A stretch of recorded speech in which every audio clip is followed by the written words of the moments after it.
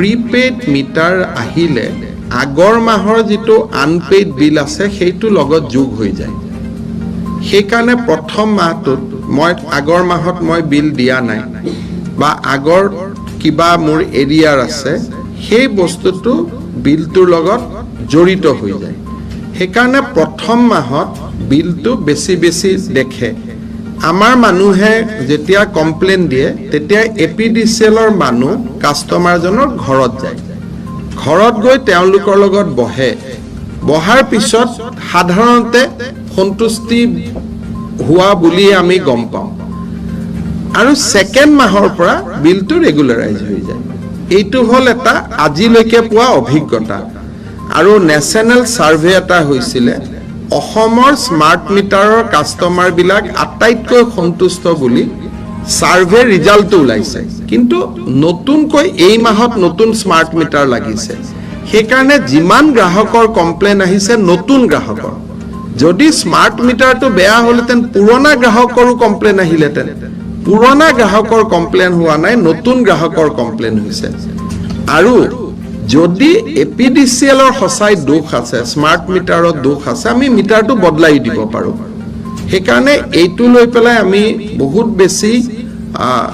এটা ক্ষোভিত হোৱাৰ কাৰণ নাই কাৰণ এপিডিসিএলক মই ৰাতিপুৱা ফোন কৰি কৈছো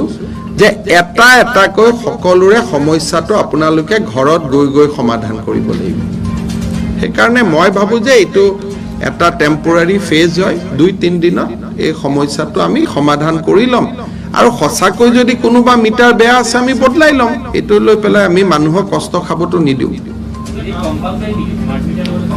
স্মাৰ্ট মিটাৰ লগালে মানুহৰ লাভ তেতিয়া এটো প্ৰিপেইড হ'ব আপোনাৰ কোনো ঝঞ্জাট নাথাকে আপুনি জানিব যে মোৰ লগত 200 টকা আছে কেতিয়াবা লাইটৰ সুইচটো আপুনি বন্ধ কৰি ৰাখিব আপুনি মিটাৰটো চাই থাকিব যে আপোনাৰ কিমান টকা খৰচ হৈছে কি হোৱা নাই আৰু 100% স্মাৰ্ট মিটাৰত গলে কাস্টমাৰৰ কোনো ক্ষতি নাই আৰু এপিডিসিএলৰ কোনো ক্ষতি নাই আলটিমেটলি গুজৰাটতো 100% স্মাৰ্ট মিটাৰ কাৰণে তেওঁলোক ইমান আগবাঢ়ি গৈছে so I will not use the word mandatory because we are not able to supply we have 62 lakhs customer we are just supplying 7 lakhs gotike moi mandatory buli kole kalir pra code smart meter dim but that is our objective we want to reach at 100% smart meter maybe next 5 years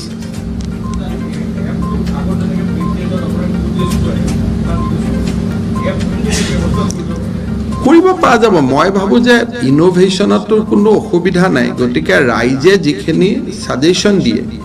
আইদাৰ two APDCL or two regulatory authority আমি কিন্তু মই এটা কথাই কৈছো যে যোৱা বেটছত যিমান smart meter লগোৱা হৈছে তেওঁলোকে তো কোনো কমপ্লেইনে দিয়া নাই দে আৰ অল স্যাটিসফাইড নাও গতিকে এই যেটো কমপ্লেইন যোৱা 2-3 দিনত সোশ্যাল মিডিয়াত ওলাইছে অল আৰ নিউ কাস্টমাৰ সেইকাৰণে তেওঁলোকৰ লগত যেতে এপিডিসিএলে কথা পাতি তেওঁলোকক বুজাব যে যোৱা মাহত আপুনি ইমান টকা দিব আছিল সেইটো ইয়াত লোডেড হৈ গল বিল আহাই নাছিল সেইখিনিও তো লোড হৈ গল সেই কথাবিলাক যেতিয়া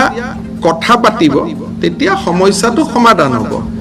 দুই এটা জায়গাত আমাৰো ভুল থাকিব হয়তো মেচিনটো ইৰেটিক হ'ব পাৰে যি কোনো ইমান যেতিয়া 50000 মেচিন একেলগে লগাই there is every chance of 1 or 2% machine being defective also hekhini ami change korilom kintu india to smart meter to etu je aru next 2-3 years ot hokolu state to smart meter hoye jabo that is a reality aru ami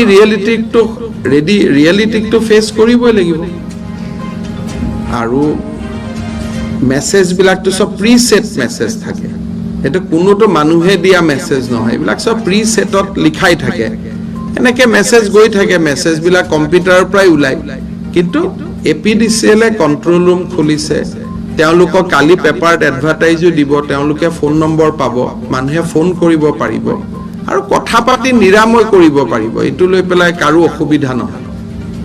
আৰু এইটো ইমান ডাঙৰ issue না আমিতো জুনে যদি আপুনি power কনজিউমে কৰা নাই আমি কিয় পইচা লম আপুনি যদি 10 ইউনিট খৰচ কৰিছে আমি আপোনাৰ পৰা 12 ইউনিটৰ পইচা কিয় লম এটো তো গভৰ্ণমেন্টৰ তো এটো তো কাম নহয় ভুল হ'ব পাৰে ভুলটো ৰেক্টিফাই হ'ব কিন্তু গভৰ্ণমেন্টৰ তো হেতু কেতিয়াও নহয় যে আমি 10 টকাৰ জেগাত 12 টকা ল'ম, আমিনো লৈ কি কৰিম? কাৰোতো ঘৰত নাযায়।